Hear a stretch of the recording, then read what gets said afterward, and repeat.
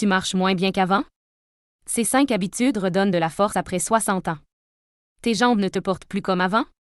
Tu te surprends à t'agripper à la rampe pour descendre les escaliers ou à hésiter avant de te lever. Tu penses peut-être que c'est dû à l'âge, mais si ce n'était pas le cas? Et si c'était quelque chose de plus subtil, quelque chose dans ta routine quotidienne qui sape discrètement ta force musculaire, ta mobilité et ta confiance en toi? Voici ce que la plupart des gens ignorent. Après 60 ans, tes muscles ne s'affaiblissent pas simplement avec le temps. Ils s'affaiblissent à cause de petites habitudes cachées qui bloquent progressivement les signaux de renforcement musculaire. Ces habitudes ne sont pas évidentes. Elles semblent normales, voire saines.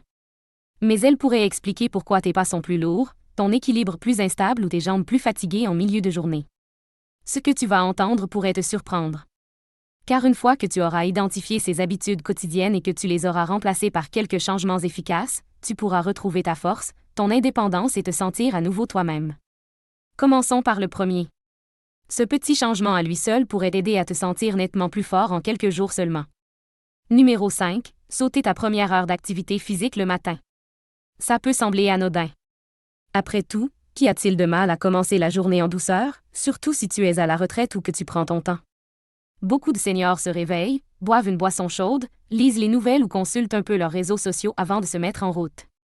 Ça semble paisible. Doux. Responsable, même. Mais voilà ce que la plupart des gens ignorent. La première heure après le réveil est l'un des moments les plus importants pour préserver et reconstruire la force musculaire après 60 ans. Ne pas utiliser tes muscles tout de suite, surtout tes jambes, envoie un message fort à ton système nerveux et à ton métabolisme. Reste inactif, reste lent, reste faible. Pensez Y de cette façon. Quand on dort, notre corps entre dans un état naturel de réparation et de conservation. Le flux sanguin vers les membres diminue, les articulations se raidissent légèrement et la réactivité musculaire diminue pendant que le système nerveux se repose. C'est normal. Mais ce qui se passe ensuite, dans cette période fragile après le réveil, donne le ton pour toute la journée. Si ton premier mouvement consiste à te traîner lentement jusqu'à la salle de bain ou à prendre un petit déjeuner sédentaire à table, ta circulation reste lente. Ton système d'équilibre reste endormi. Tes muscles restent inactifs. C'est comme un moteur de voiture laissé froid en plein hiver. Il met plus de temps à se réchauffer et certaines pièces commencent à rouiller à cause du manque d'utilisation. Tu te demandes peut-être à quel point cela peut être grave. Des chercheurs de l'Université de Birmingham ont découvert que les personnes âgées qui restaient sédentaires pendant seulement 2 heures après leur réveil avaient des schémas d'activation musculaire nettement moins bons tout au long de la journée que celles qui effectuaient des mouvements légers des jambes pendant les 30 premières minutes. Même une activité douce, comme balancer les jambes, lever les orteils ou marcher pendant 5 minutes, améliorait considérablement la vitesse de marche, la force et l'équilibre pour le reste de la journée. Pourquoi? Parce que le système neuromusculaire réagit mieux lorsqu'il est stimulé tôt. C'est comme actionner un disjoncteur. Lorsque tu actives tes jambes et ton tronc pendant cette heure dorée, tu réveilles les fibres endormies, tu augmentes le flux sanguin et tu déclenches les signaux chimiques qui disent à ton corps « Reste fort. Reste stable. Reste en vie. » Mais si tu sautes cette étape? Si tes matins sont principalement passifs, ton corps commence à s'adapter à ce calme. L'atrophie musculaire s'accélère. Les mitochondries, ces minuscules centrales énergétiques à l'intérieur de tes cellules musculaires, deviennent paresseuses. Et ça n'affecte pas seulement ta force. Ça affecte tout, de la régulation de la pression artérielle au contrôle du glucose, en passant par la mémoire. Tu as déjà ressenti ça? Tu as peut-être remarqué que tu as plus de mal à te lever d'une chaise. Ou que tu as plus tendance à avoir des vertiges quand tu te lèves. Peut-être que tes jambes sont plus froides le matin ou que tu as un peu de mal à garder ton équilibre quand tu commences à bouger. Tu ne t'imagines pas des choses. Ce début de vacillement peut être un signe que tes muscles sont sous-activés et que ta circulation sanguine a du mal à fonctionner. Avec le temps, ces petits signes peuvent s'accumuler et entraîner une fragilité, un risque de chute, voire une perte d'autonomie. Mais bonne nouvelle, pas besoin d'aller à la salle de sport ou de faire des exercices compliqués. Une simple série de mouvements de 5 minutes le matin peut changer la donne. Et c'est ça, avant même de sortir de ta chambre, assieds-toi sur le bord de ton lit. Lève et baisse tes talons. Fléchis et étire tes orteils. Contracte tes cuisses. Fais rouler tes chevilles en cercle lent. Puis lève-toi lentement et fais 10 mini-squats, en t'appuyant sur le cadre du lit ou une chaise pour garder l'équilibre. Marchez lentement dans le couloir et revenez, en balançant naturellement les bras. C'est tout. Juste 5 minutes d'exercice ciblé sur les jambes. Ça peut sembler peu, mais la science prouve le contraire. Une étude du département de médecine physique de Harvard a montré que les personnes âgées qui faisaient seulement 5 minutes d'exercice d'activation musculaire le matin voyaient leur endurance à la marche s'améliorer de 15% en 6 semaines. Plus important encore, elles se sentaient moins raides, plus confiantes et moins fatiguées tout au long de la journée. Pourquoi? Parce que ces mouvements matinaux stimulent ton système lymphatique, augmentent la production d'oxyde nitrique dans les artères et indiquent à ton cerveau que tu es toujours dans la course. Et voici un autre avantage souvent négligé. Les mouvements matinaux favorisent la résilience émotionnelle. Les personnes âgées qui commencent leur journée par des mouvements, même simples comme des étirements ou une petite marche, ont un taux de cortisol, la principale hormone du stress, inférieur de 23%. Ça veut dire moins d'anxiété, une pensée plus claire et des émotions plus stables, tout ça grâce à un petit changement dans ta routine matinale. Alors la prochaine fois que tu te réveilles et que tu as envie de rester sous la couette, souviens-toi de ça. Ton corps écoute ce que tu fais en premier. Pas ce que tu promets de faire plus tard. Pas ce que tu lis ou ce que tu as l'intention de faire. C'est l'action qui te rend plus fort. Il ne s'agit pas de culpabiliser ou de se pousser trop fort. Il s'agit de reprendre possession de la première heure de ta journée et d'envoyer à ton corps le signal de rester fort, indépendant et équilibré. Parce que tu n'as pas besoin d'être un athlète pour rester en forme après 60 ans. Il te suffit de bouger avec un objectif, surtout le matin. Et la suite? C'est quelque chose que beaucoup de seniors évitent parce qu'ils pensent qu'il est trop tard pour commencer. Mais cette nouvelle habitude pourrait bien être la clé pour retrouver la force perdue, même si tes jambes sont encore molles pour l'instant. Si tu as trouvé ces informations utiles, pense à t'abonner. Ça nous aide à toucher plus de personnes qui ont besoin de conseils adaptés aux seniors. Et si tu veux des conseils personnalisés, plus d'infos sur la santé et des encouragements de personnes comme toi, rejoins-nous sur hdorrx.com. C'est notre communauté privée pour les seniors qui veulent vieillir comme ils l'entendent, avec clarté, force et élégance. Numéro 4. Éviter la musculation parce que tu penses qu'il est trop tard. C'est quelque chose qu'on entend beaucoup trop souvent. Peut-être que tu l'as déjà pensé toi-même. Je suis trop vieux pour soulever des poids, c'est pour les jeunes, ou même, je veux juste rester mobile, pas devenir bodybuildé. Et c'est compréhensible. Si tu n'as jamais mis les pieds dans une salle de sport ou si tu n'as pas fait de musculation depuis des décennies, l'idée de soulever des poids ou de faire des squats peut sembler intimidante. Ou pire, risquée. Mais voilà ce que la plupart des gens ne réalisent pas. La musculation ne sert pas seulement à développer les muscles, c'est l'un des outils les plus puissants et les plus scientifiquement prouvés pour inverser le déclin fonctionnel chez les personnes âgées. Et tu n'as pas besoin de poids lourds ni d'équipements sophistiqués. En fait, certains des exercices les plus efficaces ne nécessitent rien de plus que le poids de ton corps, une bande de résistance ou une paire de boîtes de conserve. Laisse-moi t'expliquer. Quand on parle de perte de force avec l'âge, la plupart des gens pensent à la taille des muscles. Mais la vraie perte se produit au niveau de ce qu'on appelle la signalisation neuromusculaire. C'est la ligne de communication entre ton cerveau et tes muscles. Et moins tu sollicites cette connexion, plus elle s'affaiblit. C'est comme une ligne téléphonique que tu arrêtes d'utiliser. Au bout d'un moment, le signal tombe et il est plus difficile de le rétablir. Maintenant, voici la partie qui pourrait te surprendre.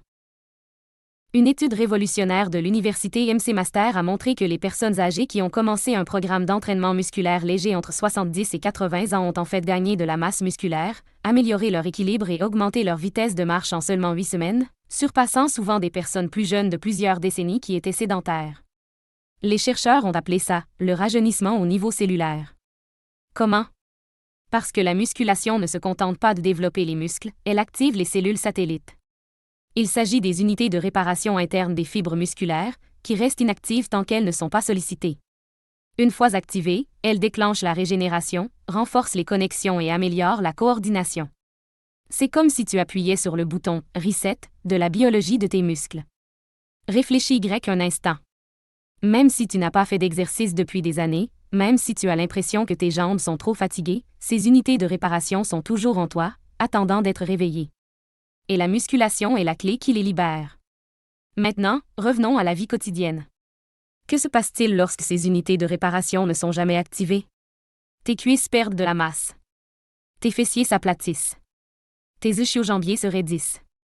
Tout à coup, tu as plus de mal à te lever d'une chaise. Tes genoux craquent. Tu commences à utiliser tes mains pour te pousser de la table. Puis viennent les trébuchements. Les pas plus lents. La peur de tomber. Et tout simplement, la confiance commence à s'effriter. Tu as déjà ressenti ça? Ce sentiment discret d'instabilité quand tu tends le bras pour attraper quelque chose? Cette hésitation avant de descendre d'un trottoir? Tu as peut-être remarqué que tu t'accroches davantage aux rampes ou que tu évites complètement les escaliers. Ce ne sont pas des bizarreries aléatoires. Ce sont des signes que ta force diminue et que ton corps a besoin de résistance. Mais voici la bonne nouvelle, tu peux commencer à te reconstruire dès aujourd'hui. Là où tu es. Pas besoin de salle de sport ni d'appareil. Il te suffit d'avoir envie de bouger ton corps. Et c'est ça, mets-toi debout à côté de ton plan de travail, pose tes mains légèrement sur la surface pour t'appuyer, puis lève-toi lentement et de manière contrôlée 10 fois en t'asseyant sur une chaise. Concentre-toi sur tes jambes, pas sur tes mains. Fais cet exercice une fois par jour pendant une semaine. Ajoute ensuite 2 répétitions tous les 2 ou 3 jours. Tu ne fais pas que renforcer tes muscles. Tu retrouves ton équilibre. Tu régénères tes voies nerveuses. Tu renforces les parties de ton cerveau qui contrôlent la coordination et le temps de réaction. Et ce n'est pas tout. Il a également été démontré que la musculation réduit le risque d'accident vasculaire cérébral, ralentit le déclin cognitif et améliore la sensibilité à l'insuline, qui est essentielle pour l'énergie et pour prévenir les coups de fatigue de midi que de nombreuses personnes âgées attribuent au simple fait de vieillir. En fait, une étude publiée dans la revue Age and Aging a conclu que la musculation était plus efficace que n'importe quel médicament pour réduire le risque de chute et préserver l'autonomie après 70 ans. Alors pourquoi ne le crie-t-on pas sur tous les toits? Pourquoi les médecins ne prescrivent-ils pas la musculation comme ils prescrivent des médicaments? Parce que les habitudes sont plus difficiles à changer que les médicaments. Et le mythe selon lequel « il est trop tard » est encore profondément ancré dans notre culture. Mais vous savez mieux que quiconque maintenant. Et si tu n'es toujours pas convaincu, commence petit. Utilise une bande de résistance pendant que tu regardes la télé. Fais des flexions douces des mollets pendant que tu te brosses les dents. Garde un ensemble d'haltères légers près de ton fauteuil préféré et fais quelques flexions des biceps pendant les publicités. Ces micro-mouvements s'additionnent, non seulement physiquement, mais aussi mentalement. Ils envoient à ton corps le message que tu es toujours capable, toujours adaptable, toujours fort. Parce que la force, ce n'est pas seulement une question de muscles. C'est une question de dignité. C'est savoir que tu peux porter tes courses, ouvrir un bocal ou te relever du sol si nécessaire.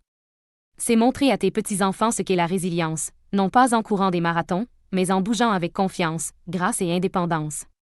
Et ce genre de force? Tu peux y accéder dès maintenant. La suite pourrait te surprendre encore plus. Parce que la prochaine habitude quotidienne est quelque chose que la plupart des personnes âgées font après les repas, pensant que ça aide à la digestion. Mais des études montrent que ça pourrait en fait affaiblir leurs jambes et aggraver leur circulation sanguine, surtout avec l'âge. Voici maintenant quelque chose d'inattendu au numéro 3, s'asseoir immédiatement après les repas. Ça peut sembler inoffensif. En fait, on dit souvent aux personnes âgées de s'asseoir et se reposer, après le déjeuner ou le dîner, surtout si elles se sentent fatiguées ou rassasiées. C'est même devenu une routine pour beaucoup, manger, puis s'asseoir dans son fauteuil préféré avec le journal, la télévision ou peut-être une petite sieste. Mais voici ce que la plupart des gens ignorent. S'asseoir juste après avoir mangé peut contribuer plus que vous ne le pensez à l'affaiblissement de vos jambes, au ralentissement de votre rythme de marche et à l'apparition de problèmes de circulation sanguine. Je m'explique. Après avoir mangé, ton corps entame un processus incroyablement complexe et énergivore, la digestion. Le sang est redirigé vers l'estomac et les intestins pour aider à décomposer les nutriments et les acheminer là où ils sont nécessaires. Ça veut dire que tes muscles et tes extrémités reçoivent temporairement moins de sang. C'est normal, et ton corps est conçu pour y faire face, si tu bouges. Mais quand tu t'assois juste après un repas, surtout dans une position avachie ou inclinée, 2 choses se produisent. D'abord, ton système digestif ralentit. La gravité aide les aliments à se déplacer dans ton intestin, et les mouvements doux favorisent le péristaltisme, ces contractions ondulatoires qui poussent les aliments vers l'avant. Quand tu restes assis après avoir mangé, ta digestion ralentit, ce qui provoque des ballonnements, une sensation d'inconfort et ce fameux brouillard post-prandial. Tu peux te sentir somnole, lourd ou mentalement apathique. Mais ensuite, et c'est plus important pour tes jambes, ta circulation sanguine est compromise. N'oublie pas que pendant la digestion, ton sang est déjà détourné vers ton intestin.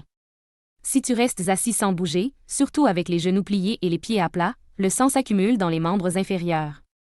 Avec le temps, cette accumulation répétée affaiblit les valves veineuses, réduit l'apport d'oxygène aux jambes et aggrave des problèmes tels que les varices, les fourmillements dans les pieds et même l'insuffisance veineuse chronique. Tu l'as peut-être déjà remarqué toi-même. Après les repas, tes jambes sont-elles plus lourdes? Tes chevilles sont-elles plus enflées? Ressens-tu une sensation d'agitation ou des fourmillements lorsque tu te relèves enfin? Ce ne sont pas des symptômes aléatoires liés au vieillissement. Ils sont souvent directement liés à ce qui se passe après les repas. Mais cela peut être plus grave.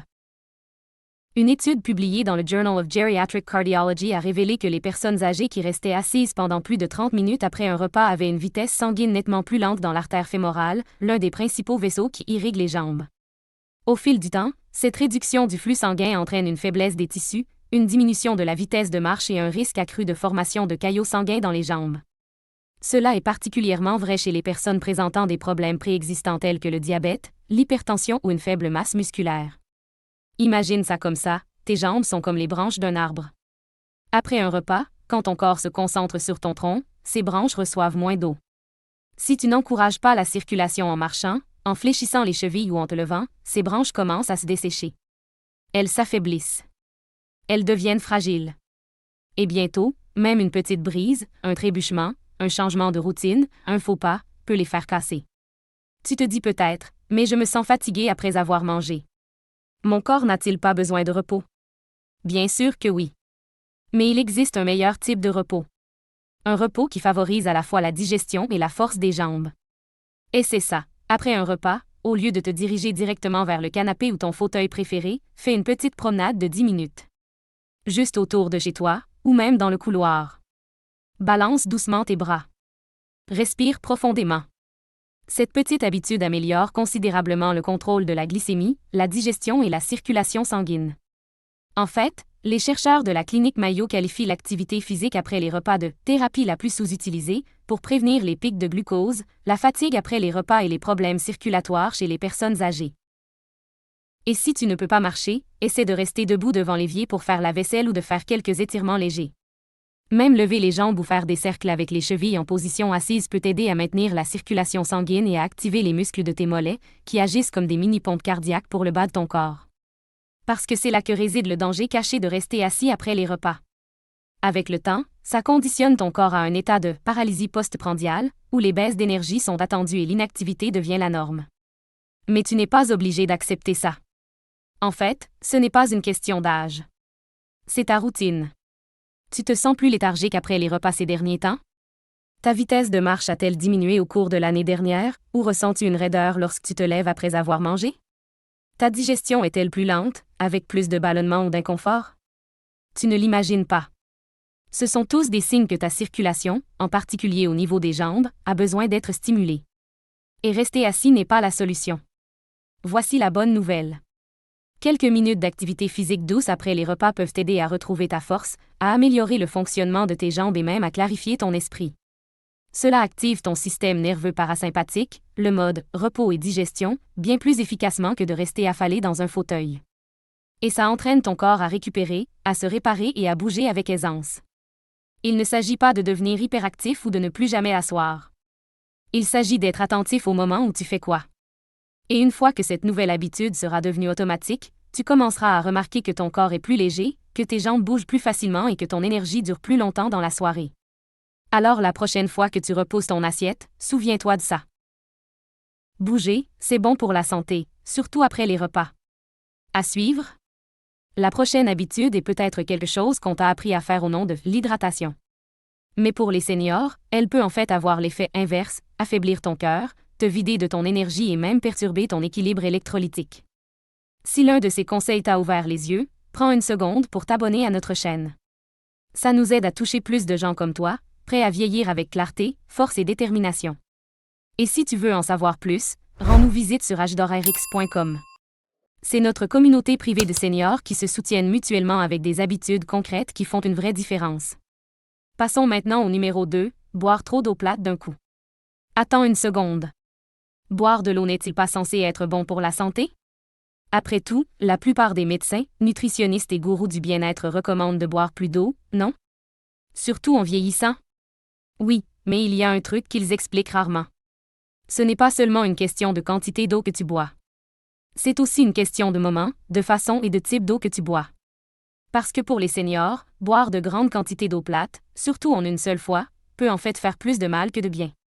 Voyons ça de plus près. Avec l'âge, le corps a plus de mal à maintenir son équilibre hydrique.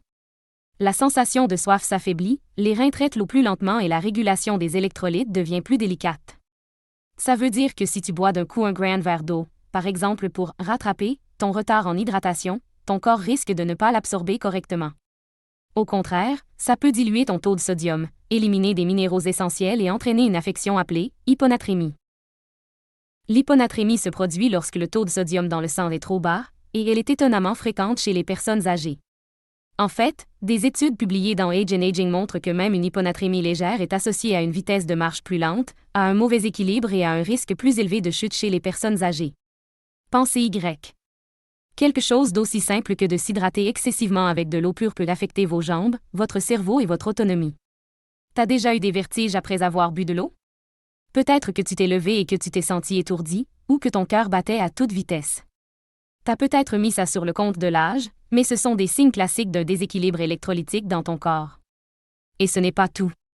Lorsque tu inondes ton organisme d'une trop grande quantité d'eau en une seule fois, tes reins sont obligés de travailler plus pour éliminer l'excès.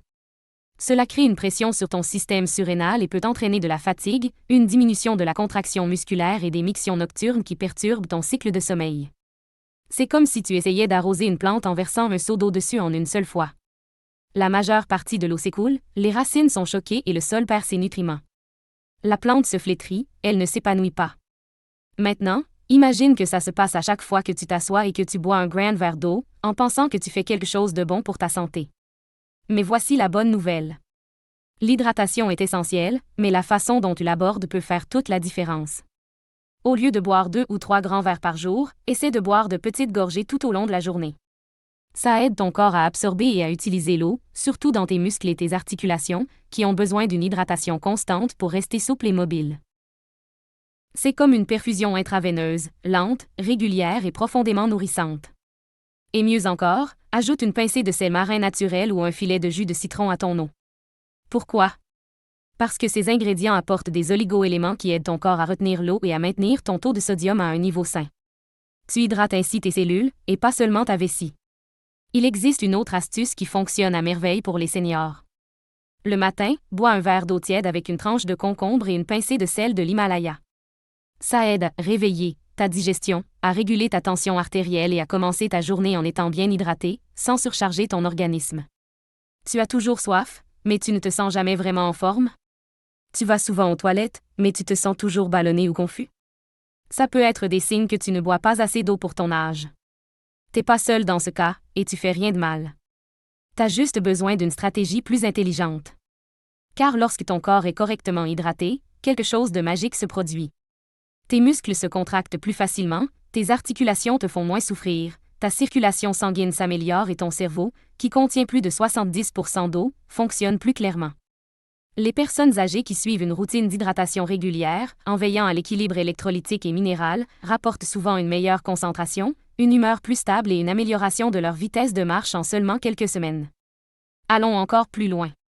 Des chercheurs de l'Université de Barcelone ont découvert qu'une bonne hydratation, avec une eau équilibrée en minéraux, améliore considérablement la réponse musculaire et prévient la fatigue des jambes chez les adultes de plus de 65 ans.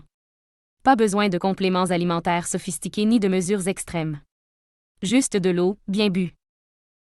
Alors n'oublie pas, ce n'est pas la quantité d'eau que tu bois qui compte. C'est la façon dont ton corps l'utilise.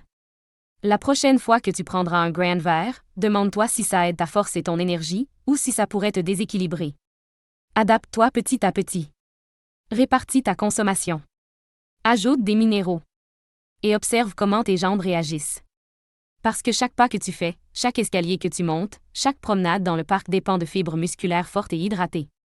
Et ça commence par la façon dont tu bois de l'eau, pas seulement par la quantité. On garde le plus important pour la fin. Cette dernière habitude a discrètement sapé la force des jambes de millions de seniors, et tu la pratiques peut-être chaque matin sans t'en rendre compte. Numéro 1. L'habitude quotidienne la plus néfaste qui te prive de ta force sans que tu t'en rendes compte. C'est le fait de ne pas consommer de protéines le matin. À première vue, ça peut sembler anodin. Après tout, beaucoup de seniors commencent leur journée avec quelque chose de léger, une tranche de pain grillé, une tasse de thé, peut-être un fruit ou du porridge. C'est doux, facile à digérer et ça correspond à l'idée traditionnelle d'un petit déjeuner sain. Mais il y a un coût caché dont la plupart des personnes de plus de 60 ans ne sont jamais informées. Avec l'âge, ton corps devient moins efficace pour assimiler les protéines. Le terme technique pour ça, c'est résistance anabolique. Ça veut dire que tes muscles ont besoin de plus de protéines, surtout des protéines de bonne qualité, juste pour garder ce que tu as déjà. Et si tu n'en consommes pas tôt dans la journée, ton corps commence à dégrader tes muscles pour répondre à ses besoins énergétiques matinaux. Ça veut dire moins de muscles pour soutenir tes articulations. Moins de muscles pour stabiliser ton équilibre. Et moins de muscles pour amortir tes os en cas de chute. Des chercheurs de l'Université de l'Arkansas ont découvert que les personnes âgées qui consommaient au moins 25 à 30 grammes de protéines au petit déjeuner avaient une meilleure conservation musculaire, une meilleure vitesse de marche et une meilleure force dans les jambes que celles qui consommaient la même quantité plus tard dans la journée. Le matin est un moment crucial, car c'est celui où ton corps est le plus réceptif à la reconstruction après le jeûne nocturne. Si tu sautes ce repas, ton corps commence à puiser de l'énergie dans tes muscles au lieu de les nourrir. Tu te réveilles avec une sensation de faiblesse dans les jambes? Tu remarques que tu as plus de mal à te lever d'une chaise? Tu as l'impression que tes cuisses et tes mollets ne sont plus ce qu'ils étaient, même si ton poids n'a pas changé? Ce sont tous des signaux d'alarme. Et souvent, la cause profonde est un petit déjeuner trop léger. Concrétisons cela. Imagine que tes muscles sont comme un compte bancaire. Chaque nuit, pendant que tu dors, ton corps effectue de petits retraits pour réparer les cellules et maintenir le fonctionnement de tes organes. Le matin, tu dois faire un dépôt. Si tu sautes ce dépôt ou si tu ne donnes à ton corps que du sucre et des glucides, tu commences la journée avec un déficit. Et plus cette habitude se prolonge, plus ta force diminue rapidement. Le problème s'aggrave si ton repas du matin est riche en glucides mais pauvre en protéines. Un bol de céréales, une banane, même du pain complet, tout ça fait grimper ton taux de sucre dans le sang. Ton corps réagit en libérant de l'insuline, qui peut en fait bloquer la combustion des graisses et réduire la synthèse des protéines musculaires. Tu te sens plein d'énergie pendant un court moment, puis tu t'effondres en milieu de matinée. Ça te dit quelque chose? Mais voici la bonne nouvelle, tu n'as pas besoin de changer radicalement tes habitudes pour constater une différence significative. Il suffit d'inclure 25 à 30 grammes de protéines, ainsi que des graisses saines et des fibres, dans ton premier repas de la journée pour transformer complètement la sensation dans tes jambes. Tu peux essayer du yaourt grec avec des graines de chia et quelques amandes. Ou des œufs brouillés avec des épinards et une petite portion de lentilles. Tu peux même opter pour un smoothie protéiné avec du lait d'amande non sucré, des flocons d'avoine et de la poudre de protéines de pois. L'important, c'est la régularité. Ce simple changement dans ta routine matinale peut améliorer ton équilibre, t'aider à marcher plus longtemps et réduire ta fatigue tout au long de la journée. Voici les conclusions d'une étude menée par l'Université de Maastricht aux Pays-Bas. Les personnes âgées qui ont pris un petit déjeuner riche en protéines pendant seulement 2 semaines ont constaté une amélioration mesurable de leur force dans les jambes, de leur capacité à monter les escaliers et même de leur performance cognitive. Pourquoi? Parce que la force musculaire et les fonctions cérébrales sont plus liées qu'on ne le pense. Tes jambes ne servent pas seulement à te porter, elles stimulent aussi la circulation sanguine vers ton cerveau. Plus tes jambes sont fortes, plus ton esprit est vif. Et n'oublions pas l'impact émotionnel. Se sentir stable sur ses jambes donne confiance en soi. La confiance nécessaire pour sortir, voir ses amis, continuer à danser, jardiner ou jouer avec ses petits-enfants. Chaque matin sans protéines est une occasion manquée de protéger ta liberté. Tu te demandes peut-être, et si je n'ai pas faim le matin? C'est très courant chez les personnes âgées. Mais sauter complètement le petit déjeuner peut aggraver la dégradation musculaire et te rendre encore plus fatigué plus tard dans la journée. Essaie de commencer par une boisson chaude riche en protéines, comme un bouillon d'os, ou une petite poignée de noix avec ton thé. Augmente progressivement ta consommation et laisse ton corps s'adapter. Tu constateras probablement que ton énergie et ton appétit commencent à se stabiliser. Et si on t'a conseillé de réduire ta consommation de protéines pour des raisons rénales, parlant à ton médecin. La plupart des seniors en bonne santé ont en fait besoin de plus, pas moins, surtout s'ils veulent conserver leur mobilité et éviter l'hôpital. Laisse-moi te poser une question. As-tu déjà remarqué que certains seniors restent dynamiques et vigoureux jusqu'à 80 ans, tandis que d'autres semblent rapetisser, ralentir et devenir fragiles dès 65 ans? Ça tient en grande partie à la masse musculaire. Et les bases des muscles se construisent chaque matin, une bouchée après l'autre. Voici donc ton défi. Pendant les 5 prochains jours, commence ta journée avec 25 grammes de protéines maigres. Fais attention à la façon dont ton corps réagit. Observe comment tu bouges tout au long de la journée. Sens tes jambes. Sens ton équilibre. Tu seras peut-être surpris de constater à quelle vitesse tu te sens plus stable, plus ancré et plus énergique. Car marcher avec force n'est pas seulement une question d'exercice, c'est aussi une question d'alimentation, et cela commence dès le petit déjeuner. Et n'oubliez pas que vous n'avez pas à faire ce chemin seul. Si vous avez trouvé cette vidéo utile, abonnez-vous pour ne manquer aucune des avancées que nous partageons spécialement pour les seniors. Rejoignez notre communauté chaleureuse et inspirante sur hdorarx.com, où des seniors comme vous découvrent comment de petits changements peuvent leur redonner leur indépendance, leur énergie et leur joie de vivre.